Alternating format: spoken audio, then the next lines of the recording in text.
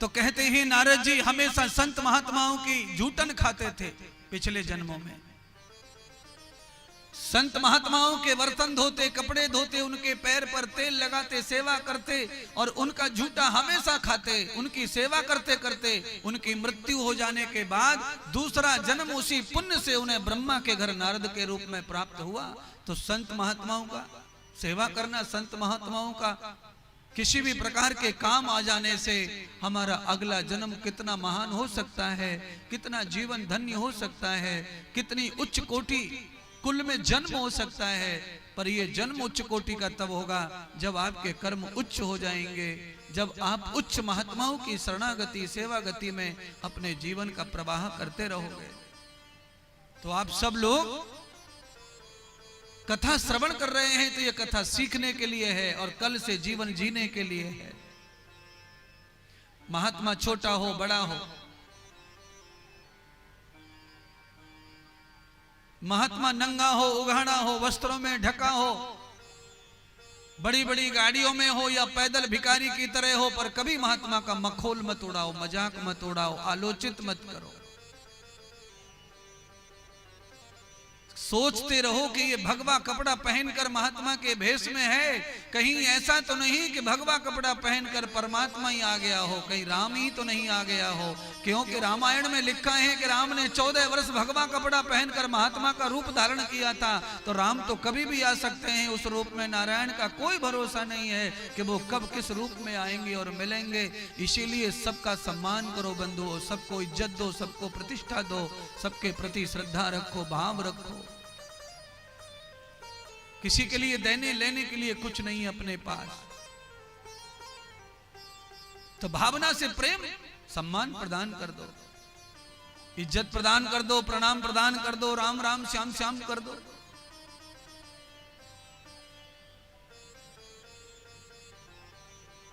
राम का राम भी निकल जाएगा और सामने का सम्मान हो जाएगा। नारद जी ने कथा श्रवण की तो क्यों की?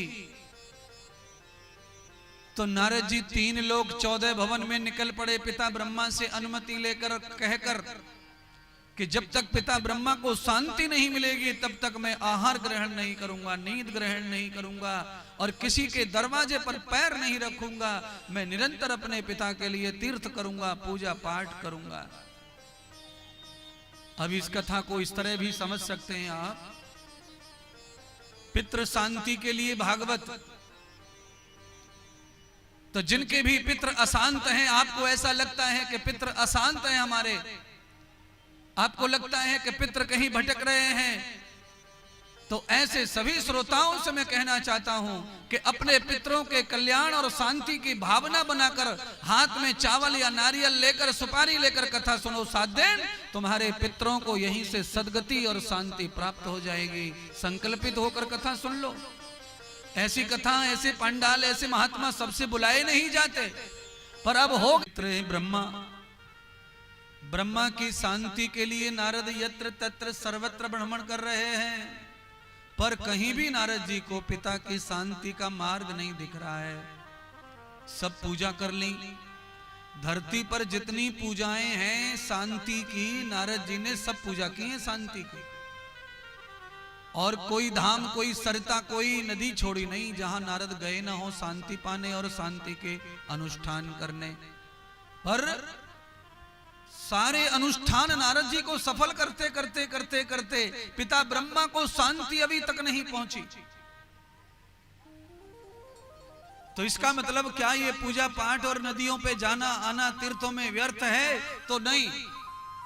ब्रह्मा जी को शांति नहीं मिल रही है, इसका मतलब तीर्थ कमजोर है, तीर्थ अच्छा नहीं है, पूजा अच्छी नहीं है, नहीं करनी चाहिए। ये कथा नहीं कह रही है। कथा ये कह रही है कि जिस रोग के लिए जो दवा बनाई है, कभी कभी दवा वो रोग पे काम करती, वो भी फेल हो जाती, वो भी फेल हो जाती है। कभी कभी रोग भारी होता है। कोरोना की दवा बनाई, लोगों ने टीका भी लिए कोरोना के, उसके बाद भी कोरोना हो गया। बड़े बड़े हॉस्पिटलों में इलाज कराए, नहीं लौट के आए जिंदे। टीका भी खा गए, इंजेक्शन खा गए, सलाइन खा गए, बोतल चढ़ा गए, महीने भर हॉस्पिटल में भी रह गए पर नहीं आए लौट के। जरूरी नहीं है कि काम बनेगा आपका प्रयोग करने से। आपका लेवल क्या है बीमारी का, आपका लेवल क्या है अशांति का, आपका लेवल क्या है पाप का, आपका लेवल क्या है दुख का, उस हिसाब से डोज लेना पड़ेगा, उस हिसाब से आपको मेडिसिन लेनी पड़ेगी। आपको हल्का पल्का बुखार आया है तो आपके गांव में बगल में दुकान खोलकर वो बाबा रहते हैं डॉक्टर साहब, काम चल जाएगा उनसे। आंख का ड्रॉप लिखवा लो, कान का ड्रॉप लिखवा लो, दस्त की गोली ले लो, बस इतना तक ठीक है। पर जब बाईपास का कभी मौका पड़ेगा तो बगल वाला डॉक्टर काम नहीं करेगा, फिर कहीं शहर में बड़े डॉक्टर को ढूंढना पड़ेगा, बड़ा खर्चा करना पड़ेगा, बड़ा टाइम देना पड़ेगा, और वो सर्जरी होगी तो वो भी सहन करना पड़ेगा, तब जाकर ठीक हो सकते हो। सब डॉक्टर एक ही कर देगा ऐसा नहीं हो सकता है। क्वालिटी क्वालिटी टू क्वालिटी काम चलेगा। इसका मतलब ये नहीं है कि ये थैला छाप डॉक्टर बेकार है, इसका मतलब ये है कि वो डॉक्टर है, उपयोगी है, पर उसकी सीमाएं हैं। उससे बड़ा कोई और डॉक्टर है, उसकी अपनी सीमाएं हैं। ऐसे ही कथाओं की सीमाएं हैं, अनुष्ठान की सीमाएं हैं, महात्माओं के वक्तव्य की सीमाएं हैं। कौन कितनी सीमा तक अपनी पावर को भक्तों के लिए दान करता है और किससे कितना कल्याण भक्त का होगा। कितने लोग खेत बोते हैं फसल समय पर सबकी फसल अच्छी नहीं उगती। कितने लोग शादी करते हैं समय पर और ग्रस्त करते हैं, यहां से लेके कुल्लू मनाली तक जाती नई शादी करके, तब भी बच्चे ना हो रहे, 10 साल हो गए। और एक आदमी यहीं टूटी सी फूटी सी झोपड़ी में ही कर लिया शादी करके, उसने सब यहीं पे 5-7 हो गए 5-4 साल में। तो जरूरी नहीं है कि आप ग्रस्त करेंगे शादी करेंगे तो आप पिता बनेंगे मम्मी बनेंगे, ये आवश्यक नहीं है।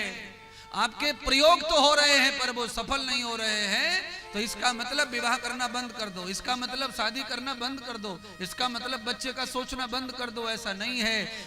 कहीं कुछ कम आ गया है भाग्य में, उस भाग्य को जगाना पड़ेगा। और उस रेखा को ढूंढने वाला कोई त्रिकालदर्शी महात्मा चाहिए जो तुम्हारे भाग्य की उस फूटी रेखा को ढूंढ ले और उसका सही इलाज कर दे। तो आप पिता भी बन सकते हैं, माता भी बन सकते हैं। कितने लोग डॉक्टर गायोनिक डॉक्टर से इलाज करवाते हैं फिर भी बच्चे नहीं हो रहे। कितने लोग ट्यूब में बच्चे रखवा रहे हैं फिर भी बच्चे नहीं हो रहे। 2-2, 3-3 बार ट्यूब में बच्चा रख लिया, नहीं हुआ।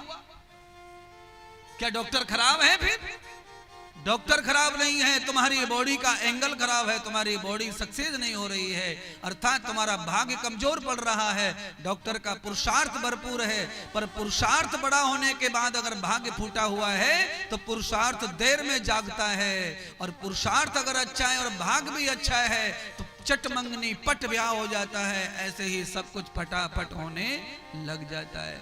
इसीलिए निरंतर पुरुषार्थ में बने रहना चाहिए, हर समय पुरुषार्थ करते रहना चाहिए। रोज कुछ न कुछ अच्छा करो। आज किसी एक का अच्छा कर दिया बस हो गया, अब क्या करेंगे, कल कर तो दिया ना। रोज अच्छा करो किसी का। सुबह उठ करके हर रोज ये कल्पना करो कि आज मेरे जीवन से कुछ अच्छा हो जाए, कुछ अच्छा हो जाए, किसी का भला हो जाए, मुझसे किसी की मदद हो जाए, मुझसे किसी की सेवा हो जाए, मुझसे किसी को शांति मिल जाए। मेरा जीवन ऐसा होना चाहिए। जो निश्चिंत होकर यही सोचता है, जीवन जीता है, वो नित्य पुरुषार्थी बनकर परमार्थी बनकर परमेश्वर को प्राप्त कर लेता है और उसके सारे काम शीघ्र शीघ्र बनने लगते हैं। पूजा कर ली, हवन में बैठ गए, पंडित जी ने आशीर्वाद नारियल झोली में डाल दिया, उसके बाद में काम बना नहीं तो नाराज हुए फिर रहे। पूजा की थी, शांति की थी, हवन किया था, फिर भी काम नहीं बना। मैंने कहा ना, बराबर जरूरी नहीं है कि वो दवा जिसके लिए बनाई है वो काम कर जाएगी। कभी कभी रोग दूर होता है, रोग बड़ा होता है। पापों की गठरी इतनी बड़ी रहती है जीवन में कभी कभी कि एक हवन नहीं, एक शांति नहीं, आपको कई बार हवन करना पड़ेगा और कितने दिनों तक लगातार करना पड़ेगा। भजन, ध्यान, साधना, तप हो सकता है तभी तुम्हारा पाप कटे। सुनार की हथौड़ी से भी कुछ न कुछ टूटता है। इलेक्ट्रीशियन आता है, उसके हाथ में पेचकस होता है, उसके हाथ में पकड़ होती है, पिलास होता है, और पिलास से वो तार काट देता है, पिलास से तार मोड़ देता है, पिलास से तार कस देता है, पिलास से तार खोल देता है। ये सारा का सारा लाइटमैन करता रहता है। पर इसका मतलब ये नहीं है कि वो 11,000 की जो लाइन जा रही है उसको भी उसी से खोल देगा और कस देगा। अरे महाराज, जो बल्ब में छोटी सी डोरी तार जा रहा है उसके लिए बनाया है, वो इतना मोटा जो जा रहा रस्सी जैसी लाइन, उसके ऊपर वो काम नहीं करेगी पकड़, उसके लिए बड़ा हथियार चाहिए। प्रयोग बदलना पड़ेगा, हथियार बदलना पड़ेगा, कारीगर बदलना पड़ेगा, उसके लिए समय देना पड़ेगा, प्रोग्राम बदलना पड़ेगा। ऊपर जो तार जा रहे हैं हाई टेंशन लाइट के, उसके भी कार्य करने वाले लोग हैं, उसके भी कारीगर लोग हैं, उसके भी वायरमैन लोग हैं, सब लोग वो उसके भी काम करने वाले दुनिया में है। पर घर की लाइट फिट करने वाला उस पर काम करने से डरता है। दोनों बिजली हैं, पर दोनों बिजलियों के लिए अलग अलग अनुभव की आवश्यकता है, ज्ञान की आवश्यकता है, प्रयोग की आवश्यकता है।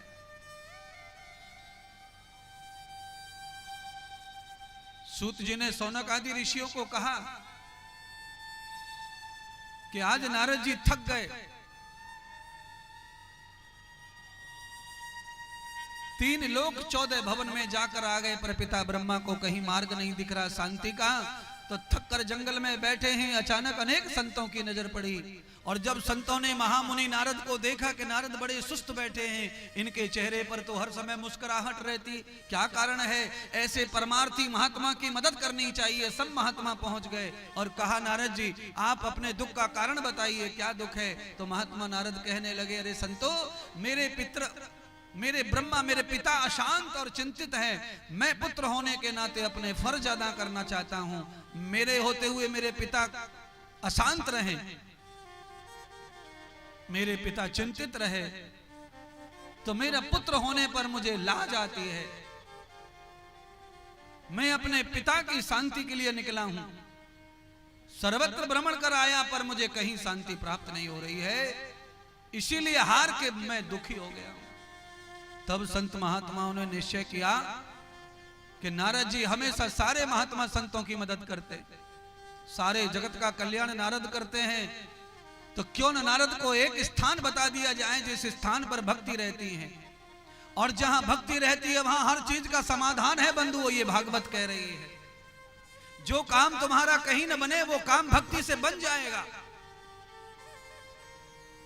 नारद जी आप 4 धाम घूम आए, 3 लोग घूम आए, 14 भवन घूम आए, सब सरिताएं घूम आए, आप हमारे कहने से एक बार भक्ति के धाम श्री वृंदावन चले जाइए। वृंदावन जाते ही भक्ति माता से मुलाकात कर लो, वो आपके सब वारे न्यारे कर देंगी, वो कृपा कर देंगे।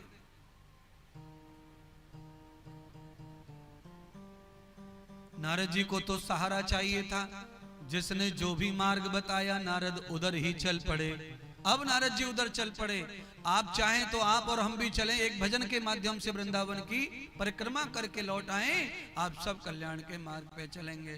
बोलिए श्री वृंदावन धाम की जय हो। मन चल रे वृंदावन धाम, राधे राधे गाएंगे। मन चल रे वृंदावन धाम, राधे राधे गाएंगे। हाँ राधे राधे गाएंगे, श्यामा श्यामा गाएंगे। राधे राधे गाएंगे, श्यामा श्यामा गाएंगे। श्यामा श्यामा गाएंगे, राधे राधे गाएंगे। श्यामा श्यामा गाएंगे, राधे राधे गाएंगे। तेरा कोड़ी लगे ना। भजन की लाइन तो सुनो। मन चल रे है और चल रहे बोल रहे हो, तुम बैठे पांत खाओगे। चलो मन चल रे वृंदावन धाम, राधे राधे गाएंगे। मन चल रे वृंदावन धाम, राधे राधे गाएंगे। मन चल रे वृंदावन धाम, राधे राधे गाएंगे। राधे राधे गाएंगे, श्यामा श्यामा राधे राधे गाएंगे। श्यामा श्यामा गाएंगे, श्यामा श्यामा गाएंगे। राधे राधे गाएंगे, श्यामा श्यामा गाएंगे, राधे राधे गाएंगे। तेरा कोड़ी लगे ना दाम, राधे राधे गाएंगे। मन चल रे वृंदावन धाम, राधे राधे गाएंगे। मन चल रे वृंदावन धाम, राधे राधे गाएंगे। मन चल रे वृंदावन धाम, राधे राधे गाएंगे।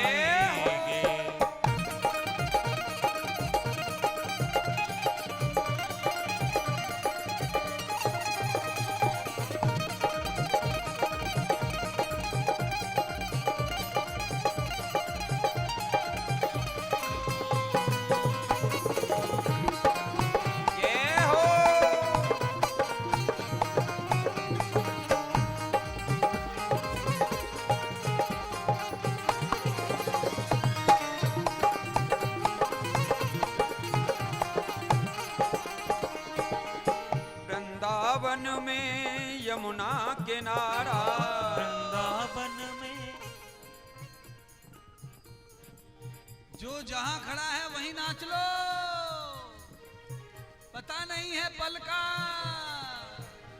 क्या होगा रात के अंधेरे में, दिन के उजाले में। महाराज वृंदावन में यमुना किनारा, वृंदावन में यमुना किनारा, निर्मल शीतल बहती है धारा, निर्मल शीतल बहती है धारा।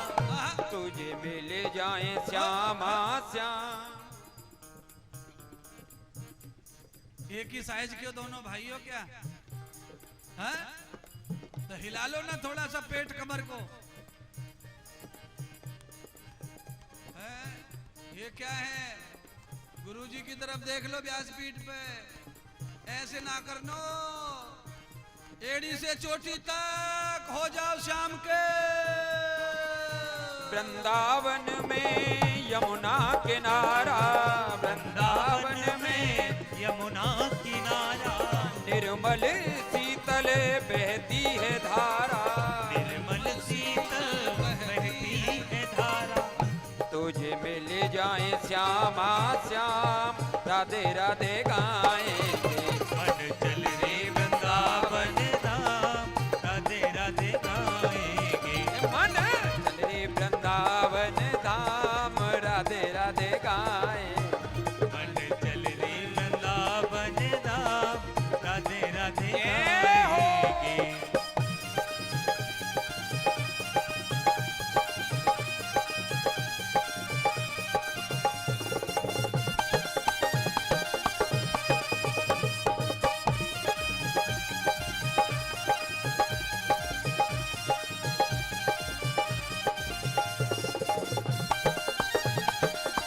हे हरि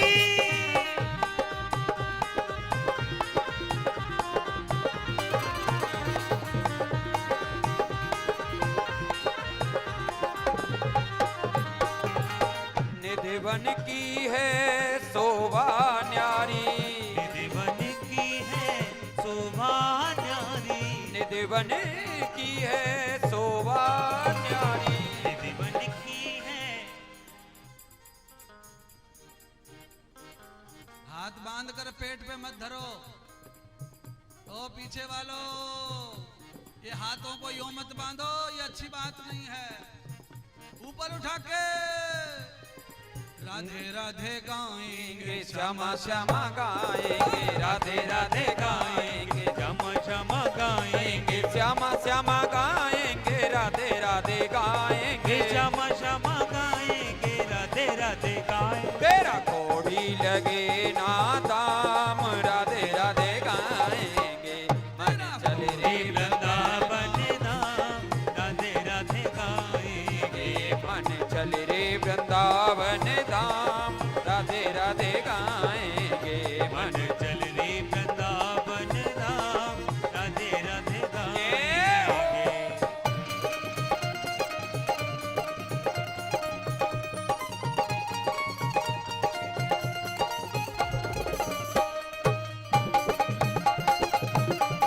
श्री हरि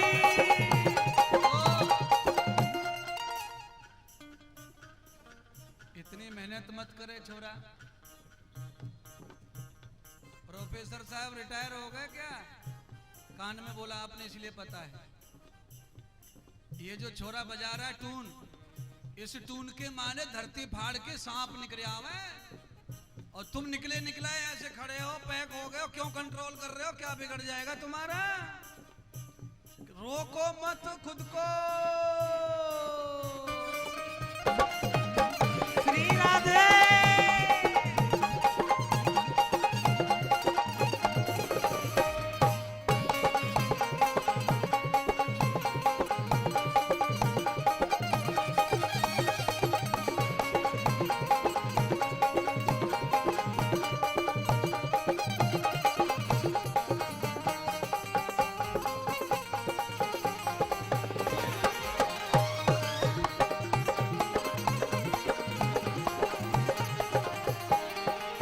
निधि बन की है शोभा न्यारी, निधि बन की है शोभा न्यारी, निधि बन की है शोभा न्यारी, निधि बन की है शोभा न्यारी।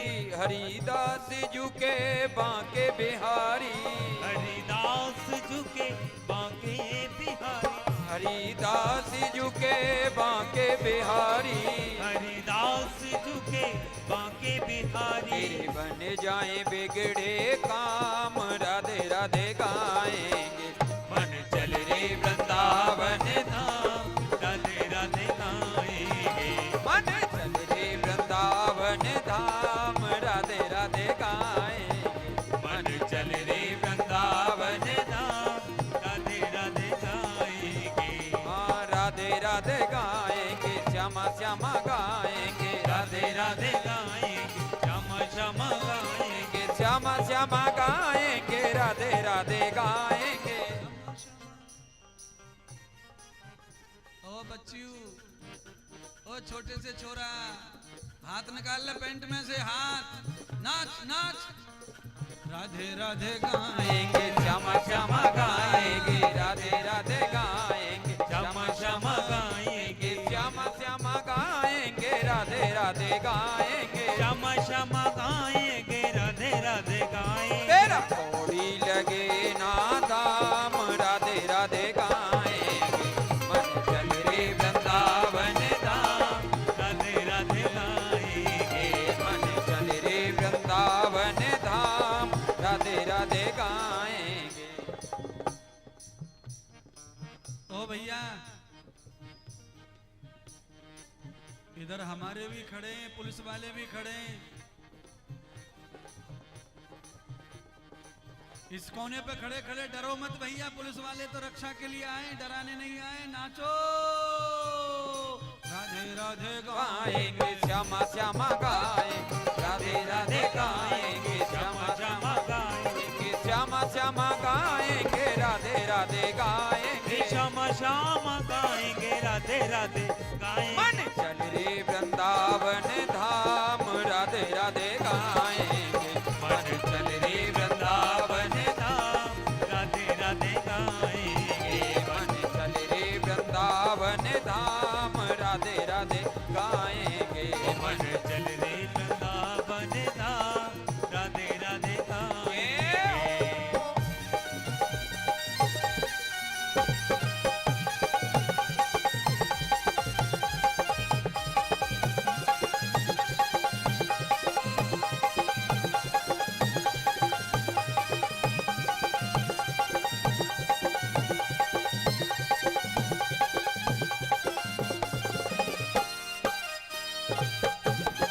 श्री राधे।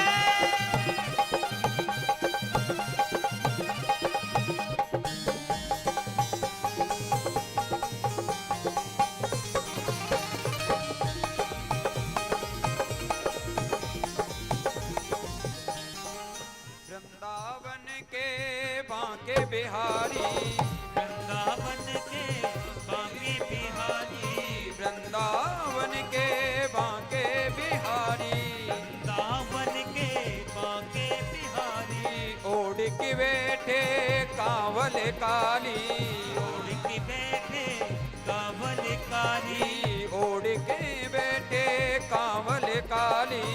ओढ़ के बैठे कांवल काली। तुझे राम राधे राधे गाएंगे। मन चल रे वृंदावन धाम राधे राधे गाएंगे।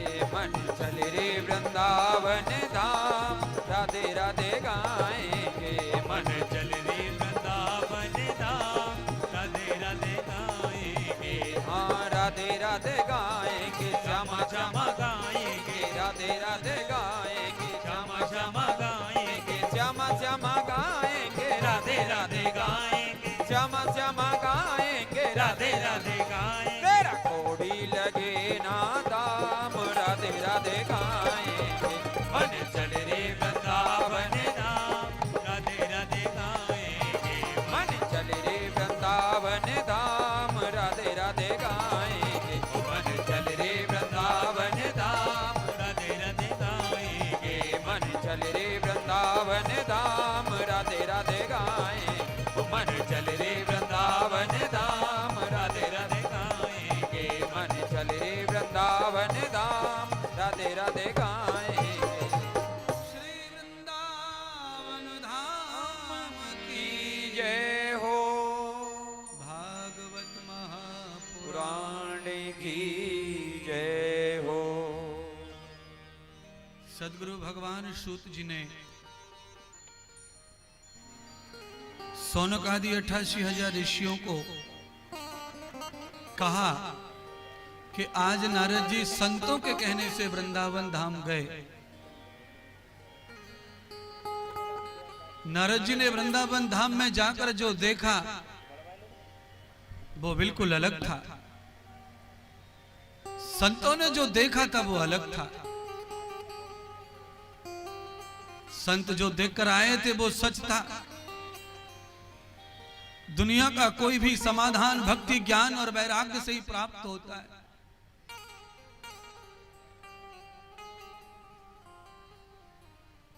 जैसे ही वृंदावन में प्रवेश हुआ, नारद जी को एक स्त्री का दर्शन हुआ। जो मार्ग के किनारे बैठी बैठी दोनों पुत्रों को जंघाओं पर लिटाकर मानो दोनों बच्चे मर गए हों। अचेत अवस्था में दोनों बच्चे मूर्छित पड़े हैं। प्रमाद आलस्य की बीमारी हो गई है, दरिद्र हो गए हैं। भक्ति माता रो रही अपने पुत्रों का हाल देख देख करके। बुद्धि के पुत्र हैं ज्ञान और वैराग्य, और इस बुद्धि माने इस भक्ति के पुत्र ज्ञान और वैराग्य जब दरिद्र आलसी हो जाए तो भक्ति प्रसन्न नहीं बचती है, भक्ति रोती है, दुखी हो जाती है, जर्जर हो जाती है। ऐसी अवस्था में कौन मदद करेगा भक्ति की? तो कहा कोई परम संत ही मदद कर सकते हैं। नारद जी अपना दुख लेकर गए थे।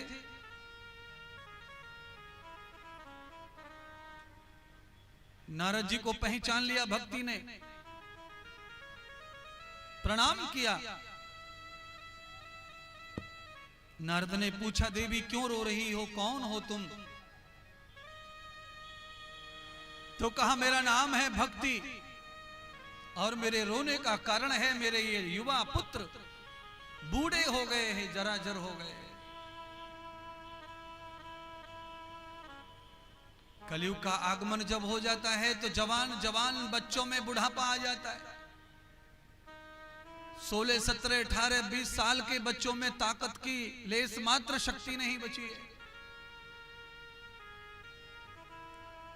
मानो बुढ़ापे ने घेर लिया हो। कब जगते हैं, कब सोते हैं, कब सोते हैं, कब जगते हैं, कब खाते हैं, कोई टाइम टेबल जीवन का नहीं बचा।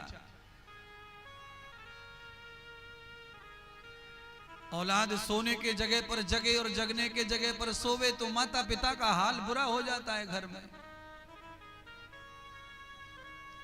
भक्ति के पुत्रों की दिनचर्या इसी तरह बिगड़ गई थी बंधुओं। ज्ञान समाप्त हो गया, वैराग्य मुक्त हो गया, दोनों लाश पड़े हैं बन करके।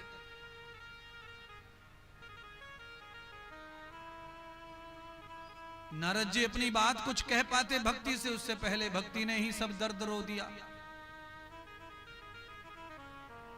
अब नारद तो संत हैं और सेवा भावी स्वभाव है। नारद ने कहा देवी चिंता न करो,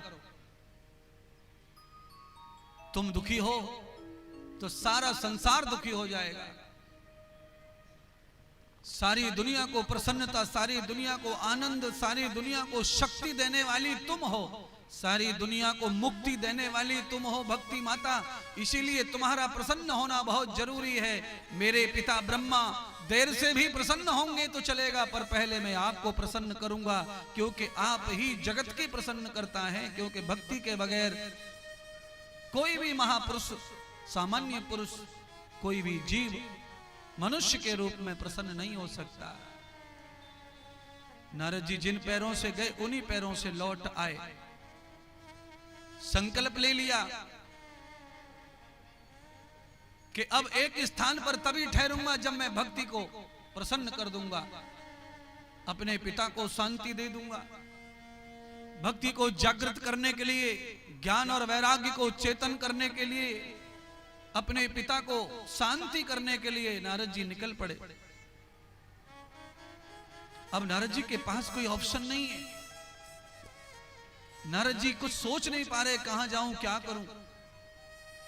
भक्ति की जिम्मेदारी बढ़ गई, ज्ञान वैराग्य की जिम्मेदारी बढ़ गई, पिता की जिम्मेदारी बढ़ गई नारद के ऊपर। और मैं कहता हूं जो सच्चे संत हैं उनके ऊपर पूरे विश्व को शांति देने की जिम्मेदारी रहती है। संत उसी के लिए होता है, संत का अपना कोई नहीं है। सारे विश्व का परिवार उनका अपना परिवार, और सबकी शांति की योजना साधु करते, संत करते।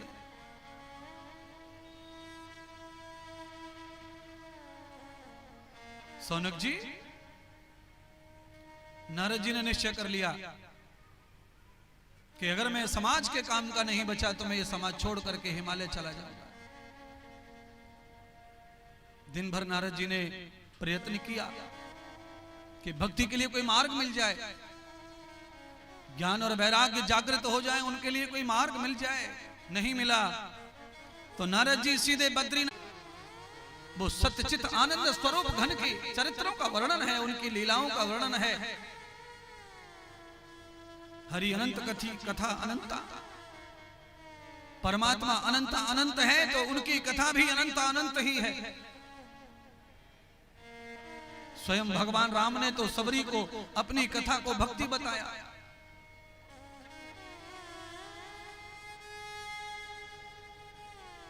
तो आप जो कर रहे हो पांडाल में आकर बैठकर, धुंधकारी पापात्मा था, ब्राह्मण कुल में जन्म हुआ, दारू मांस वैश्या जुआ से लेकर सारे दुष्कर्म करता था पढ़ाई के समय। आप समझ लो कथा। विद्यार्थी काल में अगर किसी में दारू पीने की लत है, सिगरेट पीने की लत है, और किसी में लड़कियों के साथ में अनर्गल ऐसे व्यवहार रखने की लत है, कोई जुआ सट्टा खेलता है, वो धुंधकारी ही है इस युग का, इस समय का। आपके परिवार में होगा, आप में से कोई होगा, भयंकर पाप का त्रास भोगना पड़ेगा। समय ने आने पर घिनौना अपराध लगेगा। विद्या काल पवित्र काल है, विद्या काल ब्रह्मचर्य काल है, विद्या काल भक्ति काल है, विद्या काल उन्नति काल है, विद्या काल देव काल है, विद्या काल विकास का काल है, विद्या काल बुढ़ापे का जीवन का काल है। उसे अनर्गल समाप्त नहीं करना चाहिए, उसमें पवित्रता का पूरा ख्याल रखना चाहिए। धुंधकारी ने विद्या काल में दारू पी, मांस खाया, वैश्याटन किया, जुआ खेला, आत्मदेव की सारी संपत्ति को नष्ट कर दिया, अपनी माता के आभूषणों को ले गया। पूरे मोहल्ले में कोई भी औरतें धुंधकारी की मां को बाहर के बाहर निकलने देती नहीं, और उंगलियां कर करके टोकती, आ गई पापी की मां। एक दिन वो सहन नहीं कर पाई तो कुआं में कूद कर जान दे दी। और ये औलाद इस तरह का बिगाड़ औलाद क्यों करती है? माता पिता के कुलक्षण के कारण ही करती है। धुंधकारी की मां अच्छी नहीं थी, पति के पैसे चुरा चुरा कर अपने पुत्र को दिया करती थी, इस कारण पुत्र की दुर्गति हो गई, उसके विचार और उसके कर्म बिगड़ गए। बहुत सारी माताएं ऐसा करती हैं, पति के पैसे चुरा कर पुत्रों को दे देती हैं, जाओ पापा को पता नहीं चलना चाहिए, ये ले आना, वो ले आना, ये कर लेना, वो कर लेना। ये सारा अपराध है और इस अपराध का भंडा बहुत भयंकर रूप से फूटता है बहनों। इसीलिए कभी भी पिता से, पति से छुपाकर बच्चों के लिए कुछ करने की जरूरत नहीं है, क्योंकि सारी कमाई पिता की पुत्र और पुत्रियों के लिए ही होती है। जो कुछ करना है उसे पूछ के करो और उसके सामने करो। अगर वो रोकते हैं तो रुको, उसमें ही तुम्हारी भलाई है। पिता देता नहीं खर्चा, पिता फीस भरता है, खर्चा देता है, पर तुम्हारे अनर्गल खर्चे जो हैं उनके लिए पिता ना बोलता है और तुम चिढ़ते हो। माताएं बच्चों का पक्ष लेती हैं तो माँ क्या करती है, निर्माण की जगह बच्चे के पैरों को कमजोर करके उसे धुंधकारी बना देती है। पिता का दुश्मन हो जाता है, कुल का दुश्मन हो जाता है, समाज का दुश्मन हो जाता है, इज्जत का दुश्मन हो जाता है, विद्या का दुश्मन हो जाता है, चरित्र का दुश्मन हो जाता है और सारी मानवता का दुश्मन हो जाता है। जो काम उसे क्या करना चाहिए और वो क्या कर रहा होता है। कॉलेज का हाल देखोगे तो शर्मा जाओगे। कॉलेज में जाकर कॉलेज के गेट पर खड़े हो जाओ, 5 मिनट में आंखें नीचे को बंद करनी पड़ेंगी। शिक्षा का मंदिर है और कार्यक्रम ऐसे हो रहे हैं कि आप देखते रह जाओ, पगला जाओ। कोई प्रोफेसर, कोई टीचर कुछ नहीं कर पा रहा है। क्यों? शिक्षा पद्धति वैसी है, सिखाई वैसी है, पढ़ाई वैसी है। और यही शिक्षा का मंदिर आज से 40 साल पहले ऐसा था कि बच्चे थर थर कांपते थे, बाथरूम कर देते थे अगर कहीं भी मास्टर जी मिल जाते थे। वो समय चला गया, क्योंकि उस समय शिवाजी महाराज, महाराणा प्रताप, वीर सावरकर की कथा सुनाई जाती थी, उनके तपस्या और ब्रह्मचर्य राम की गाथा सुनाई जाती थी। आज की पढ़ाई का मोल क्या है नहीं पता है, पर पहली पढ़ाई का जो मोल था उस मोल को खो दिया लोगों ने स्वार्थ में, नौकरी के चक्कर में। लोगों को नौकरी तो मिली है पर लोगों का चरित्र समाप्त हो गया, स्वास्थ्य समाप्त हो गया। शरीर में हजारों बीमारियों ने घर कर रखा है। विद्यार्थियों के, नौजवानों के शरीर में बीमारियां। 15 साल से लेकर 35 साल के बीच में लोग यूं ही मरते चले जा रहे हैं, चटपट चटपट चटपट। जवानी जीने के लिए और सेवा के लिए बंधुओं, मरने के लिए तो बुढ़ापा बताया है। पर जिसको बुढ़ापा प्राप्त होगा वो बहुत ही भाग्यवान होगा। उस अवस्था तक कोई जाए और सकुशल बुढ़ापे को अपने को जी ले तो लंबा समय जीवन का